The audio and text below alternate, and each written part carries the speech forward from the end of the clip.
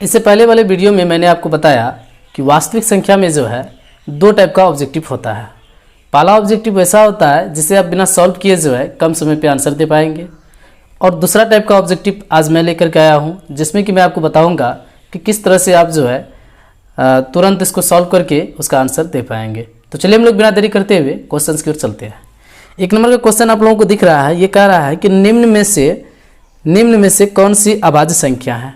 तो आप इस क्वेश्चन का आंसर जानने से पहले थोड़ा अभाज्य संख्या के बारे में जान लीजिए कि अभाज्य संख्या होता क्या है। ठीक है, तो अभाज्य संख्या उसे कहते हैं जिसका अपूर्तक जो है सिर्फ कितना होता है, 2 होता है।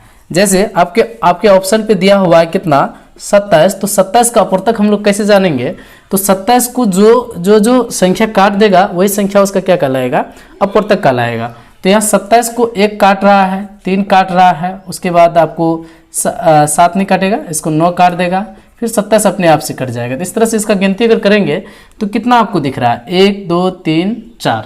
तो इसका अपूर्तक जो है टोटल अपूर्तक कितना हो गया, 4। तो अभी हमने आपको कहा कि अभाज्य वो होता है जिसका अपूर्तक जो है सिर्फ कितना होता है, 2। फिर ऑप्शन बी पे आप लोग देखिए कितना दिख रहा है, और ऑप्शन बी पे आपको दिख रहा है कि 32 है। तो 32 तो भी 2 से ज़्यादा कटेगा, है ना, 2 से ज़्यादा इसका हो जाएगा। और 13 जो है 13 का अपूर्तक जो हो जाएगा वो कितना हो जाएगा, 1 और 13 अपने आप से खुद कटेगा। ठीक है, तो इस तरह से इसका अपूर्तक कितना है, 2। तो इसका आंसर कितना हो जाएगा, ऑप्शन नंबर सी। फिर अगला क्वेश्चन को देखिए, ये कह रहा है कि 144 के अभाज्य गुणनखंड में 2 का घातांक है। 144 के अभाज्य गुणनखंड में 2 का घातांक पूछ रहा है। तो 144 को पहले आप खंड करेंगे, ठीक है, 2 से, तो 72 दुना 144। फिर आप इसको कितना से करेंगे, 2 से, 36 दुना 72, फिर 2 से 18 दुना 36, फिर 2 से 2 नुमा 18। बाकी ये 2 तो आएगा नहीं, 3 से होगा विभाजित, हमें 3 से इसमें मतलब नहीं रखना है, हमको 2 का घातांक देखना है। तो 1 2 3 4, तो 2 पे कितना पावर हो जाएगा, 4। तो इस तरह से 2 का घातांक जो है कितना हो जाएगा, 4 हो जाएगा, और इस तरह से आपका ऑप्शन नंबर कितना आंसर हो जाएगा, सी। ठीक है, फिर अगला क्वेश्चन देखिए, अगला क्वेश्चन कह रहा है कि 5005 के कितने अभाज्य गुणनखंड है। ठीक है, तो अब यहाँ पे समझिए 5005 का जो पूछ रहा है वो क्या पूछ रहा है कि कितने अभाज्य गुणनखंड है। ठीक है, तो कितने अभाज्य गुणनखंड है, तो इसको टोटल जितना से खंड होते जाएगा इसको करते जाएंगे, लेकिन टोटल संख्या क्या होना चाहिए, अभाज्य होना चाहिए। तो पहले आप इसे 5 से कर दीजिए, 5 एकम 5 0 0, फिर 5 एकम 5। अब ये जो आपका आ जाएगा ये आपका 7 से आ जाएगा। ठीक है, तो 7 एकम 7, और 10 में से 7 गया तो 3 में से आपका उतर जाएगा 0, तो 30 हो जाएगा, और 7 चौके 28, और कितना बच जाएगा 2, और 2 में से आपका कितना उतर जाएगा, 1 तो 21, तो 7 या 21। अब ये आपका कितना से आ जाएगा, ये आपका 11 से आ जाएगा। 11 एकम 11, 11 एकम 11, तो 14 में 11 गया तो 3 बचा, 3 में 3 उतरा 33, और 33 तो 11 तिया 33, फिर 13 से इतना। तो इस तरह से देख पा रहे हैं कि इसमें अभाज्य संख्या जो टोटल हुआ कितना हो गया, 4, 1 2 3 4। तो इस तरह से इसका जो है टोटल अभाज्य यानी कि अभाज्य गुणनखंड कितना हो गया, तो 4 हो गया। ठीक है, ये यहाँ पे वही पूछ रहा है कि 5005 के कितने अभाज्य गुणनखंड है। तो 5005 के जो है कितने अभाज्य गुणनखंड है, 4 अभाज्य गुणनखंड है। तो मैं उम्मीद कर रहा हूँ कि आप लोगों को क्वेश्चन समझ पे आ रहे होंगे। अगर नहीं आ रहा तो कमेंट बॉक्स में कमेंट करके पूछ सकते हैं। अगला क्वेश्चन देखिए आपको क्या कह रहा है, ये कह रहा है कि निम्न में से किसका दशमलव प्रसार अशांत है। तो आप यहाँ पे जानिए कि अशांत जो है, किसी का भी दशमलव प्रसार शांत है क्या अशांत है, इसको जानने के लिए जैसे ऑप्शन ए पे आपको क्या दिया हुआ है, ऑप्शन ए पे 23/50 दिया हुआ है। तो आपको ऊपर में क्या दिया हुआ है उससे हमें मतलब नहीं रखना है। ठीक है, आपके नीचे में जो दिया हुआ है उसका खंड करके देखेंगे, और उसका खंड करने के बाद अगर आपको 2 पर n पावर और 5 पर m पावर के रूप का होता है तो उसका दशमलव प्रसार शांत होगा। अगर इस रूप का नहीं होगा तो उसका दशमलव प्रसार क्या होगा, अशांत होगा। तो अगर आप 50 को खंड करेंगे तो 2 से 25 द्वारा 50, फिर 5 से 25, फिर 5 से 5 एकम 5। इस तरह से देख रहे हैं कि 2 पे 1 पावर गुना 5 पर 2 पावर इसको लिख पा रहे हैं। तो 2 पे 1 पावर गुना 5 पर 2 पावर ये किस रूप का हुआ, तो 2 पे n पावर गुना 5 पर m पावर के ही रूप का हुआ ना। तो ये अगर इस रूप का हो गया तो इसी का दशमलव प्रसार क्या होगा, शांत होगा। ओह सॉरी, या क्वेश्चन में शांत नहीं अशांत बोल रहा है, तो इस तरह से इसका क्या हो गया, शांत हो गया ना।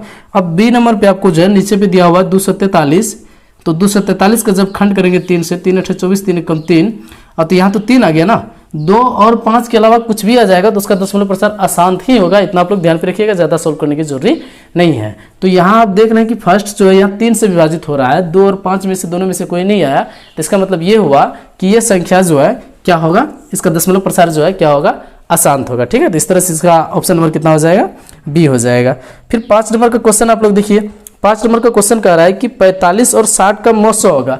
सिंपल आप क्या करिए, 45 और 60 का मौसो निकालिए। ठीक है, तो कितना, 45 से कम 45 लगा देंगे और आपका 15 बच जाएगा। फिर 15 को 45 में भाग करेंगे और 15 45, तो ये आपका खत्म हो गया। इस तरह से आप देख पा रहे होंगे कि मौसो जो है इसका कितना निकला, 15। तो ऑप्शन नंबर इसका कितना हो जाएगा, डी इसका जो है सही आंसर हो जाएगा। मैं इसमें जितना क्वेश्चन सेलेक्ट किया हूँ ना, उतना ही क्वेश्चन आप लोग पढ़ के जाइए, जो विद्यार्थी इस बार एग्जाम देने जा रहे हैं 2023 में। तो इतना क्वेश्चन से जो है आपका वास्तविक संख्या पे इससे बाहर आने वाला नहीं है। इसको मैंने दो टाइप में बांट के जो है आप लोगों को वीडियो दिया है, तो इसको आप आसानी से देखिए और समझिए। अगला है 6 नंबर का क्वेश्चन। 6 नंबर का क्वेश्चन ये कह रहा है कि 2, 10 और 20 के लॉसो और मोसो का अनुपात होगा। 2, 10, 20 के लॉसो और मोसो का अनुपात होगा। तो यहाँ 2, 10 और 20 का जो है हम लोग क्या करेंगे, पहले लॉसो निकाल लेते हैं। तो 2 से कितना हो जाएगा, 2 कम 2, 2 पंचा 10, 10 दूना 20 हो जाएगा। ठीक है, फिर 5 से लगाएंगे, 1, 5 एकम 5, फिर 5 दूना 10। तो लॉसो में क्या करते हैं, गुना, तो कितना हो जाएगा, 5 दूना 10, 10 दूना 20। तो आपका जो यहाँ पे एलसीएम जो निकल के आ गया, कितना आ गया, 20। और इसका जो एचसीएफ जो निकालेंगे, तो इसका एचसीएफ जब निकालेंगे तो आप कितना निकलेगा, 2 निकलेगा। ऐसा इसलिए होगा क्योंकि 2 ही एकलौता ऐसा नंबर है जो सबों को क्या कर रहा है, यहाँ पे विभाजित कर रहा है। ठीक है, तो इसका एचसीएफ कितना हो जाएगा, इसका एचसीएफ 2 हो जाएगा।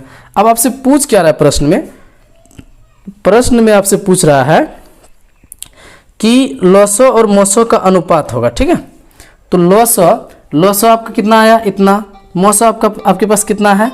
ठीक है, तो यहाँ पे आपके पास मौसम जो है 2 है, इसको जब खंड करेंगे तो कितना हो जाएगा, 10:1 हो जाएगा। ठीक है, तो इस तरह से इसका अनुपात कितना हो गया, 10:1। तो ऑप्शन नंबर 20 का आंसर हो जाएगा। अच्छा, यहाँ पे जो आपका 6 नंबर का जो क्वेश्चन दिया हुआ है, ये कह रहा है कि 2, 10 और 20 के लॉसो और मोसो का अनुपात होगा। तो इसमें आपका बहुत सारा क्वेश्चन बनता है। ये इसको जो है VVI क्वेश्चन मान के आप चलिए। तो यहाँ पे 2, 10 के जगह 20 के जगह ये 3 नंबर जो दिया हुआ है, ये नंबर चेंज कर सकता है, बट आपको बनाना जो है, इसको सॉल्व जो करना है, इसी तरीका से करना है जैसे मैंने आपको बताया है। फिर अगला 7 नंबर का क्वेश्चन कह रहा है आपसे, ये कह रहा है कि यदि m तथा 117 का मौसो 65m - 117 के रूप में है तो m का मान होगा। ठीक है, तो अब यहाँ पे आप समझिए इसको कैसे करेंगे। यहाँ 65 के रूप का होने का मतलब ये हो गया कि अब आपको हम पूछेंगे कि अच्छा बताइए 5 को मैं किस रूप में लिख सकता हूँ, तो इसको 2 × 2 + 1 के रूप में तो लिख सकते हैं ना, 2 दूना 4 1 5। उसी तरह 65 और जो है यहाँ पे दिया हुआ कितना, 65 और 117 का जो है मौसो इतना, मतलब जितना निकला है उसको जो है किस रूप में लिखा है, 65m - 117 के रूप में लिखा है। तो पहले आप इसका क्या करिए, मौसो निकाल लीजिए, 65 और 117। तो 65 एकम कितना हो जाएगा, 65, और यहाँ पे 17 है तो 17 में से 5 जाएगा, सॉरी 7 में से 5 जाएगा तो 2, और यहाँ पे कितना बच जाएगा, 5।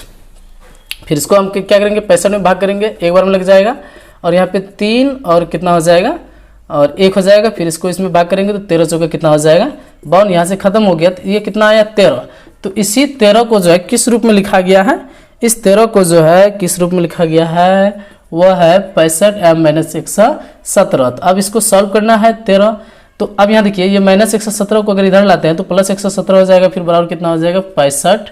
अब जोड़ेंगे 7 3 10, 1 1 2 1 कितना हो जाएगा, 3, और यहाँ पे 1, तो 130 हो गया। तो 65m = 130, तो 65 दूना 130। तो यहाँ से जो है m का वैल्यू आपके पास निकल के कितना आ जाएगा, 2। ठीक है, अगला फिर कह रहा है, ये कह रहा है कि 8 नंबर का क्वेश्चन कि 2 संख्याओं का गुणनफल 8670 है और उसका मौसो जो है 17 है, तो उनका लॉसो क्या होगा। 2 संख्याओं का गुणनफल होने का मतलब यहाँ पे ये हो गया, देखिए 2 संख्याओं का गुणनफल मीन्स कि a × b जो दे दिया है आपका, वो कितना दे दिया है, 8670, और उनका मौसो यानी कि एचसीएफ जो है कितना दे दिया है, 17 दे दिया है। तो लॉसो यानी कि एलसीएम मांग रहा है। तो एलसीएम बराबर फॉर्मूला क्या होता है, a × b / एचसीएफ। आप लोगों को फॉर्मूला याद ही होगा, है कि नहीं। अगर फॉर्मूला याद नहीं है तो आप लोग कमेंट करिए, मैं आपको फॉर्मूला का भी वीडियो बना के दूंगा। तो यहाँ पे a × b जो है 8670 है, और एचसीएफ जो है कितना है, 17। तो इसको काटेंगे, 17 × 85, 1 बचा तो 7 उतरा, फिर 17 एकम 17, फिर 0 है तो 0, तो 510। इस तरह से इसका आंसर कितना हो जाएगा, ऑप्शन नंबर डी हो जाएगा, 510। ठीक है, 9 नंबर का क्वेश्चन देखिए, कह रहा है कि 2 संख्याओं a और 18 का लॉसो जो है 36 तथा मौसो 2 है, तो a का मान ज्ञात करिए। यहाँ पे क्या कह रहा है, ये कह रहा है कि दो संख्या दिया हुआ है जिसमें कि एक ए है और दूसरा 18 है, तो वो दोनों का जो है लॉस एलसीएम जो दे दिया है कितना दे दिया 36, और मॉस यानी कि एचसीएफ जो दे दिया है, एचसीएफ आपको दो दे दिया है, तो ए का मान मांग रहा है। ठीक है, यानी कि यहाँ पे कोई संख्या अगर दिया हुआ रहता है उसमें से कोई एक नंबर अगर मांगता है तो उसका फॉर्मूला क्या होता है कि वो होता है एचसीएफ गुना एलसीएम बट्टे क्या होता है बी मीन्स दूसरा नंबर जो दिया हुआ है। तो एचसीएफ आपके पास कितना है 36 गुना एलसीएम कितना है 2, ओह मिस्टेक हो गया, एचसीएफ आपके पास 2 है गुना एलसीएम जो आपके पास कितना है 36, और बी जो है बी आपके पास कितना दिया हुआ है 18, बी मीन्स दूसरा नंबर। तो यहाँ पे इसको क्या करेंगे 18 गुना 36 काट देंगे और ये कट के कितना आंसर हो जाएगा 2 हो जाएगा। ठीक है, इस तरह से जो है इसका ऑप्शन नंबर कितना हो जाएगा ए सही आंसर हो जाएगा। ठीक है, फिर 10 नंबर का क्वेश्चन कह रहा है कि संख्याओं 50 और 25 के एचसीएफ और एलसीएम का गुणनफल है।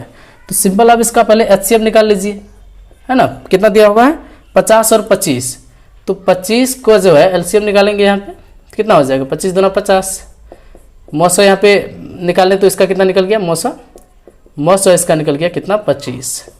ठीक है, और कह रहा है कि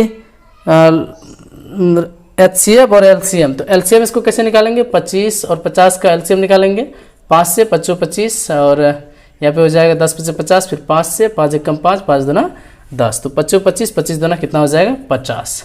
तो यहाँ पे कह रहा है कि दोनों का गुणनफल होगा, यानी कि 50 और 25 का जब गुना करेंगे तो कितना हो जाएगा 25 पंचे 125, तो 1 0 है तो 1 0 बैठा देंगे, यानी कि 1250 हो जाएगा, और इसका ऑप्शन नंबर कितना सही हो जाएगा, तो ऑप्शन नंबर इसका बी सही आंसर हो जाएगा। 11 नंबर कह रहा है कि दो संख्याओं का मौसो 27 एवं लॉसो 162 है, तो यदि उनमें से एक संख्या 54 है तो दूसरी संख्या ज्ञात करिए। तो वही दूसरी संख्या जो भी हमने आपको बताया कि दूसरी संख्या मीन्स आपको उसका जो फॉर्मूला यानी कि बी बराबर जो होता है वो क्या लिखेंगे एचसीएफ गुना एलसीएम बट्टे क्या होता है ए। तो एचसीएफ जो आपको दिया हुआ है ना, क्या कर रहा है दो संख्याओं का मौसो यानी कि एचसीएफ आपको 27 दे दिया है, एलसीएम आपको 162 दे दिया है, और दूसरा नंबर जो दिया है वो कितना दिया है 54। ठीक है, कितना दे दिया है 54, तो इसको 27 दूना क्या कर देंगे 54, फिर 2 1 कम 2, 2 8 16, 2 1 कम 2, तो कितना हो गया 81 जो है इसका सही आंसर हो गया। ठीक है, उसके बाद 12 नंबर कह रहा है कि निम्न में से कौन अपरिमेय संख्या है। तो अपरिमेय संख्या को पहचानने का सबसे आसान तरीका क्या होता है कि जब भी कोई अभाज्य संख्या जो है रूट के अंदर फंसा हुआ हो, जब भी कोई अभाज्य संख्या रूट के अंदर फंसा हुआ हो तो वह संख्या क्या होती है अपरिमेय होती है। ठीक है, तो यहाँ आपका जो है 1 नंबर में दिया हुआ है 17 पर अंदर रूट, तो 17 पर अंदर रूट, ये 17 क्या है अभाज्य संख्या है ना, तो ये अभाज्य संख्या हो गया, तो इसका मतलब यही क्या होगा अपरिमेय होगा, और ज़्यादा में दिमाग लगाने की जरूरत नहीं है। 13 नंबर कह रहा है, 13 नंबर का क्वेश्चन कह रहा है कि निम्न में से कौन परिमेय संख्या है। ठीक है, 13 नंबर कह रहा है कि निम्न में से कौन परिमेय संख्या है। तो परिमेय संख्या क्या करेंगे जो रूट के अंदर से बाहर आ जाएगा, जैसे 1 में दिया हुआ 1/144 पर अंदर रूट, तो 1 में से 1 बाहर आएगा और 144 में से 12 बाहर आएगा, तो ये तो परिमेय हो गया। और 50 बट्टे यहाँ पे 500 दिया हुआ है ना, 50 बट्टे 500 पर अंदर रूट, तो 50 में से जो है 5 बाहर आएगा लेकिन 2 अंदर पे रह जाएगा, तो ये तो रूट के अंदर ही रह गया ना। तो जब किसी अपरिमेय संख्या पे परिमेय संख्या भाग होता है गुना होता है। ठीक है, अच्छा इसको जब सॉल्व करेंगे 500 को जब सॉल्व करेंगे, पहले सॉल्व करके देख लेते हैं, तो कितना 5 से लग जाएगा, 5 से लगेंगे तो 5 कम 5, फिर कितना से लगेंगे, और यहाँ फिर 5 से लगा दीजिए, 5 दूना 10, 5 दूना 10, फिर 0 है तो 0, फिर 5 से 5 का 20, फिर 2 से 2 दूना 4, फिर 2 से 2 कम 2, तो यहाँ 2 5 में से 1 5 निकल जाएगा और 2 2 में से 1 2 निकल जाएगा, तो 5 दूना 10 निकल गया और 2 अंदर पे रह गया, तो ये दोनों कट जाएगा, तो ये 5 बट्टे कितना हो गया 10 हो गया। तो इसका मतलब ये परिमेय हो जाएगा, क्योंकि इसमें कट के जो है p/q के रूप में आ गया, तो ये परिमेय हो जाएगा। और दूसरा जो 32 जो दिया हुआ सिंपल 32 पे अंदर रूट, तो ये 32 आपका अपरिमेय होगा। क्यों? क्योंकि इसको जब सॉल्व करेंगे तो सॉल्व करने के बाद आपका 4 रूट 2 आएगा, तो रूट 2 आपका अपरिमेय है, रूट 2 आपका क्या है अपरिमेय है। तो इस तरह से ये संख्या क्या हो जाएगा अपरिमेय संख्या हो जाएगा। ठीक है, अगला देखिए 14 नंबर कह रहा है कि निम्न में से कौन विजातीय है। विजातीय कहने का मतलब होता है कि वहाँ पे 4 में से जो है 1 नंबर ऐसा होगा जो सबसे अलग होगा। ठीक है, तो वही खोजना है कि सबसे अलग कौन है। तो पहला आपको 2/3 दिया हुआ है, तो ये 2/3 p/q के रूप में है, और दूसरा आपका 25/49 पर जो है अंदर रूट दिया हुआ। अच्छा यहाँ पे जो है थोड़ा लिखने पे टाइपिंग करने पे मिस हुआ है, आप लोग जो है ये रूट जो दिया हुआ है उसको आप लोग पूरे पे समझेंगे। ठीक है, तो 25 में से 5 बार आएगा और 49 में से 7 बार आएगा, और 11 जो है 11 पे अंदर रूट हो गया, तो ये दोनों तो परिमेय हो गए, ये भी परिमेय हो गया। और तीसरा वाला तो 7/3 वो भी पी बाई क्यू के रूप में है, इसका मतलब वो भी परिमेय है। लेकिन ये आपका जो है परिमेय नहीं है, तो यही आपका अलग हो जाएगा, यानी कि यही आपका क्या हो जाएगा, विजातीय हो जाएगा। ठीक है, तो इस वीडियो में मैं आप लोगों को 14 क्वेश्चन बताया हूँ, और ये 14 क्वेश्चन जो है सॉल्व करने वाला था, और इसको मैं थोड़ा ज़्यादा स्पीड पे बताया हूँ, इसलिए कि वीडियो ज़्यादा लंबा ना हो जाए। अगर आप लोगों को वीडियो अच्छा लगे तो वीडियो को लाइक करें, और अभी तक हमारे चैनल को सब्सक्राइब नहीं किया तो चैनल को सब्सक्राइब भी कर लें। और इसमें जो मैंने दो टाइप का जो क्वेश्चन बताया हूँ, इसी से आपका एग्जाम में आने वाले हैं। थोड़ा बहुत अगर इससे अलग भी आएगा तो उसका जो वीडियो होगा कि मतलब जो ऑब्जेक्टिव होगा कि मुझे बताना चाहिए, तो मैं आपको बता दूंगा। तो आज के लिए इतना ही, तब तक के लिए धन्यवाद।